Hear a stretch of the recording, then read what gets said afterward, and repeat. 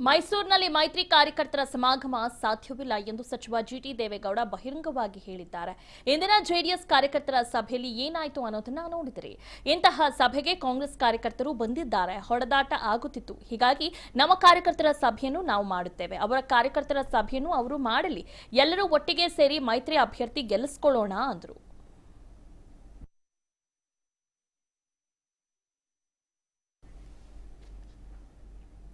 ಇನ್ನು ಇದೇ ವಿಚಾರವಾಗಿ ಟಿವಿ5 ಜೊತೆ ಮಾತಾಡಿದ ಸಚಿವ ಜಿಟಿ ದೇವೇಗೌಡ ಸಭೆಯಲ್ಲಿ ಕಾರ್ಯಕರ್ತರು ವೈಮನಸ್ಸು ತೋರಿಸಿದ್ದು ನಿಜ ಅಂತ ಹೇಳಿದ್ರು. ಅಲ್ಲದೆ ಮೈತ್ರಿ ಅಭ್ಯರ್ಥಿ ವಿಜಯಶಂಕರ್ ಸೋತ್ರೆ ನಾನು ಸಿದ್ದರಾಮಯ್ಯ, ಸಾರಾ ಮಹೇಶ್ ಕೂಡ ಹೊಣೆ ಆಗುತ್ತೇವೆ, ಹೀಗಾಗಿ ಮೈತ್ರಿ ಅನುಸಾರವಾಗಿ ಕೆಲಸ ಮಾಡುತ್ತೇವೆ ಅಂತ ಹೇಳಿದ್ರು.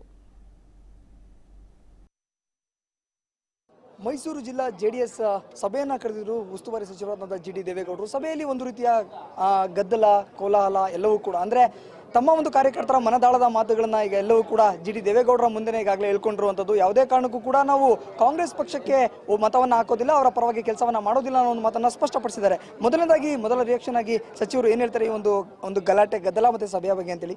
ಸರ್, ಈ ಒಂದು ಸಭೆ ಆಯೋಜನೆ ಮಾಡಿದ್ರಿ, ಎಲ್ಲಾ ಒಂದು ಜಿಲ್ಲಾ ಮಟ್ಟದ ಎಲ್ಲಾ ಶಾಸಕರು, ಕಾರ್ಯಕರ್ತರು, ಮುಖಂಡರು ಎಲ್ಲರೂ ಕರ್ತಿದ್ದಾರೆ. ಈ ಒಂದು ಮಟ್ಟದ ಗದ್ದಲ, ಕೋಲಾಹಲ ನಿರೀಕ್ಷೆ ಮಾಡಿದ್ರಾ? ಮತ್ತೆ ಏನಂತ ಈಗಾಗಲೇ ಸೂಚನೆ ಕೊಟ್ಟಿದ್ದೀರಾ ಕಾರ್ಯಕರ್ತರು? ಈಗ ರಾಜ್ಯಾಧ್ಯಕ್ಷರು ವಿಶ್ವನಾಥ್ ಅವರು ಮಾತಾಡಿದ್ರು, ಎಲ್ಲ ಸುಮ್ಮನೆ ಇದ್ದರು. ಸಾರಾ ಮಹೇಶ್ ಮಾತಾಡಿದಾಗಲೂ ಯಾರೂ ಮಾತಾಡಿಲ್ಲ. ಪ್ರತಿಭೆಗೌಡರು ಮಾತಾಡ್ತಕ್ಕಂಥ ಸಂದರ್ಭದಲ್ಲಿ ಅವ್ರ ಆಕ್ರೋಶವನ್ನು, ಅವ್ರ ನೋವನ್ನು ತೋಡ್ಕೊಂಡ್ರು ಇದ್ದು.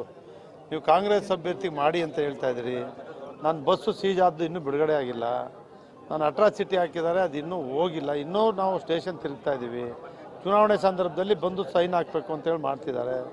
ಇನ್ನು ಹಿಂದ್ಗಡೆ ಇದ್ದವರು ಮಂಡ್ಯದೆಲ್ಲ ಅವ್ರು ಮಾಡ್ತಾ ಇಲ್ಲ, ನಾವ್ಯಾಕೆ ಮಾಡಬೇಕು? ಈ ರೀತಿ ಅಭಿಪ್ರಾಯಗಳನ್ನು ಅವ್ರು ಮಂಡಿಸ್ತಕ್ಕಂಥ ಕೆಲಸವನ್ನು ರೋಷದಿಂದ ಮಾಡಿದರು.